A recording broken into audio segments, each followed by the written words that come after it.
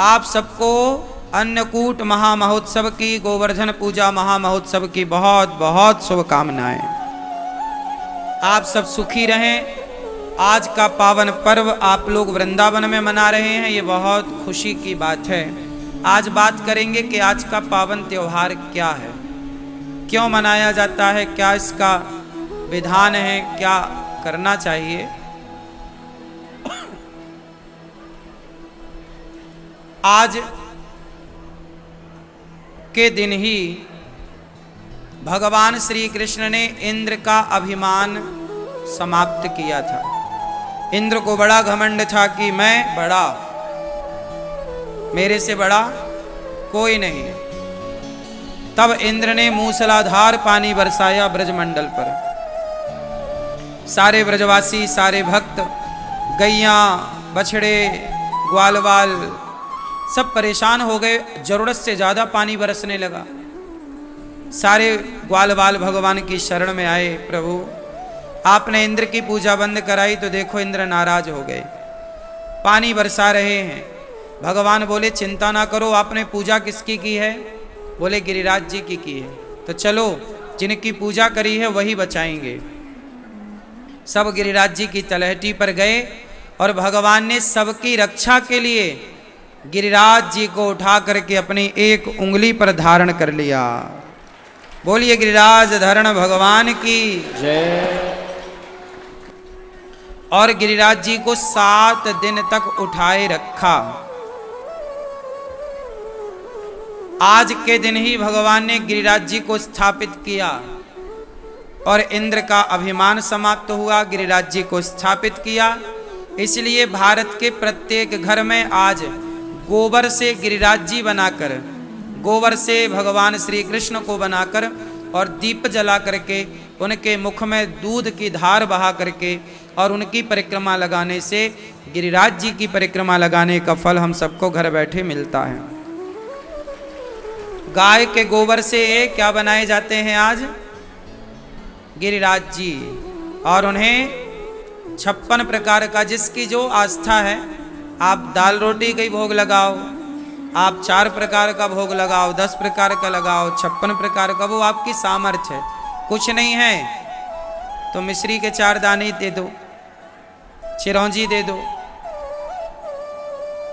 आज के दिन भगवान जी का बड़ा प्रेम से 56 भोग लगाया जाता है। और आज के दिन ही भगवान ने भक्तों के लिए सिद्ध कर दिया कि जरूरत पड़ने पर भक्तों के लिए मैं पहाड़ भी उठाने को तैयार हूं। इसलिए आज के दिन को 7 दिन तक मैया ने, 7 दिन तक कन्हैया ने गिरिराज जी को उठाया।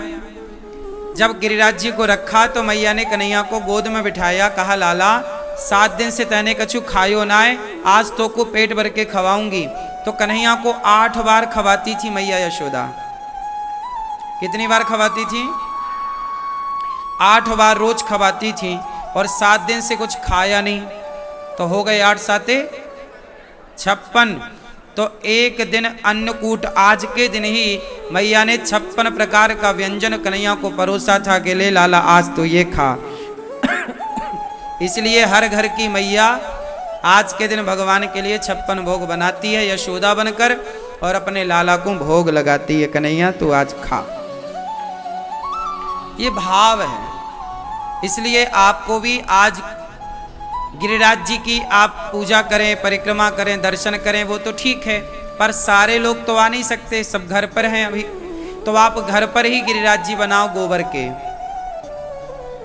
भगवान श्री कृष्ण का एक चित्र बनाओ, उसमें गिरिराज जी का भाव रखो कि ये गिरिराज जी हैं।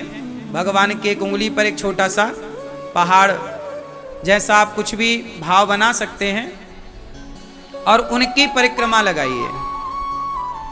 आज आप भगवान को घर में बनाएंगे गोबर से और उनकी परिक्रमा लगाएंगे। और परिक्रमा लगाएंगे तो ऐसा भाव बनाएंगे कि हम गिरिराज जी की ही परिक्रमा लगा रहे हैं, इस रूप में भगवान जी हमें मिले।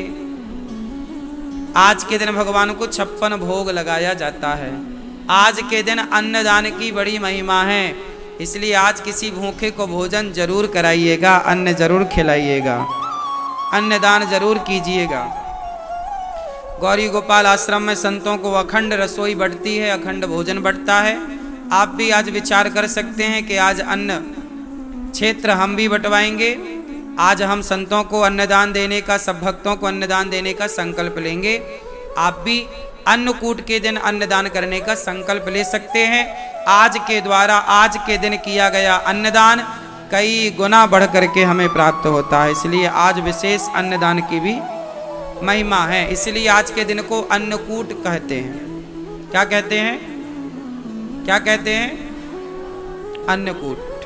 भगवान ने गोवर्धन को उठा करके बड़े प्रेम से ये सिद्ध किया कि गोवर्धन मतलब गाय का वर्धन करके गाय की संरक्षण की बात श्री कृष्ण ने कह दी। भगवान को पता था कि आने वाले टाइम में गाय की सेवा नहीं होगी, गाय पर संकट खड़ा होगा। इसलिए भगवान को आना पड़ा और गाय की सेवा करके समाज को यह मैसेज देना पड़ा कि भाई देखो, गाय की सेवा के बिना मेरी सेवा नहीं हो सकती। इसलिए आप लोगों को चाहिए कि आप सब बड़े प्रेम से गाय की सेवा करें। त्रेता में क्या अधूरा रहा कि द्वापर में पूरा करना पड़ा। ध्यान से सुनो। जब राम जी ने सीता मां को माला पहनाया, क्या पहनाया? कौन सा माला? वरमाला।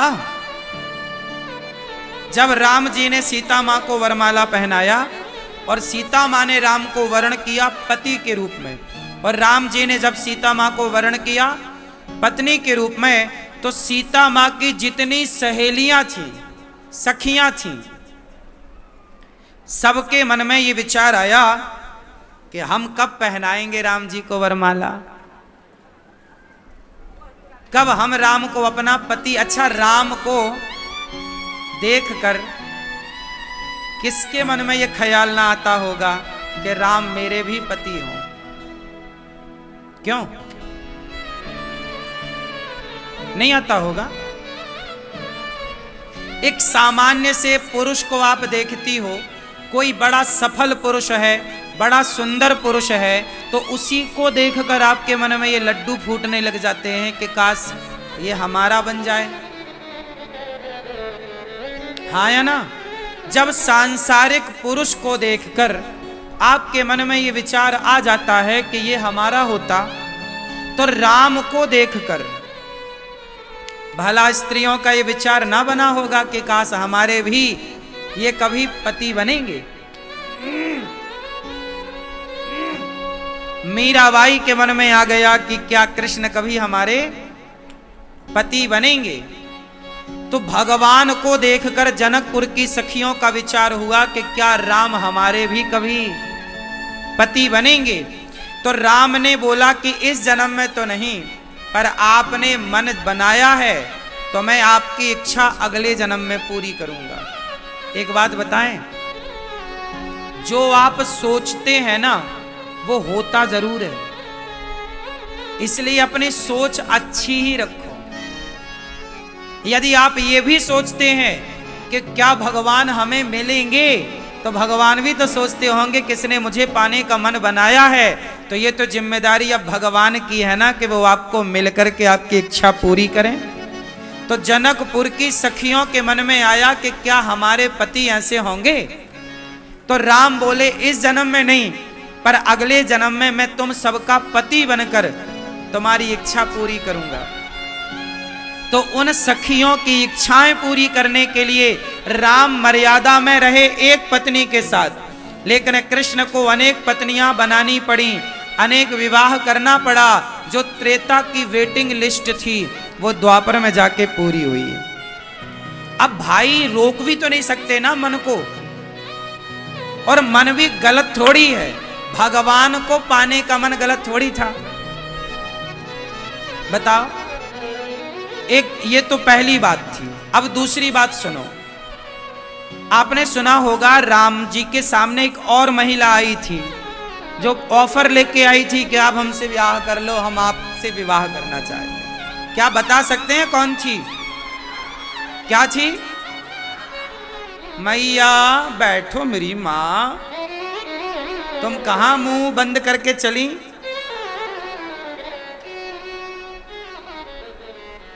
चलो बताओ, कौन सी महिला थी जो राम से कहने आई कि आप बहुत सुंदर, मेरे से ब्याह कर लो? सूपनखा। ये कौन थी? रावण की बहन। अच्छा, इसके लिए भी भगवान राम को दूसरा अवतार लेना पड़ा। अब ये बताओ कि सूपनखा कहती है आप मेरे से विवाह करो, मैं आपसे प्यार करती हूं। अब मुझे एक बात बताओ, क्या भगवान से प्यार करना गलत है? उत्तर दो। यही तो कहते हैं कि भगवान से प्यार करो, भगवान से प्रेम करो। सारे संत लोग क्या कहते हैं? रामचरितमानस में भी लिखा है, राम ही केवल प्रेम प्यारा। मीराबाई ने भगवान से क्या किया? प्यार किया। तुलसीदास जी ने क्या किया? प्यार किया। सूरदास जी ने, रैदास जी ने, जितने भक्त भाई सब क्या किए? और हम भी क्या कहते हैं आपसे? भगवान से प्यार करो, हम भी प्यार करें। अच्छा, ये मुझे एक बात बताओ कि क्या सूपनखा जो राम से प्यार करती है, तो क्या सूपनखा का प्यार गलत था? भगवान से प्यार हो जाए इसमें गलत क्या है? और सूपनखा किसे चाह रही है? राम से कहती है कि मैं आपसे विवाह करना चाहती हूं, आप बहुत सुंदर हैं। तो बात तो ठीक कह रही है, राम से सुंदर कौन होगा? भगवान से सुंदर कौन होगा? तो समपुरुष। अच्छा, राम को देखकर किसी का मन राम की ओर खिंच जाए, इसमें कोई आश्चर्य तो नहीं है ना? बोलो मेरी मां। राम से विवाह करने का जो मन सूपनखा ने बनाया, क्या वो गलत था? बोलो, बोलो मेरी मां। नहीं ना? राम से प्यार करना गलत कैसे हो सकता है? भाई शिशुपाल ने कृष्ण से प्यार किया गालियां देकर, तो उद्धार तो उसका भी हुआ। रावण ने राम से प्यार किया दुश्मनी पालकर, रावण के अंदर भी राम के प्रति प्रेम तो था ही, भले दुश्मन भाव से भजता था। आपने एक चौपाई सुनी होगी ना, भाव कुभाव अनख आलसहूं।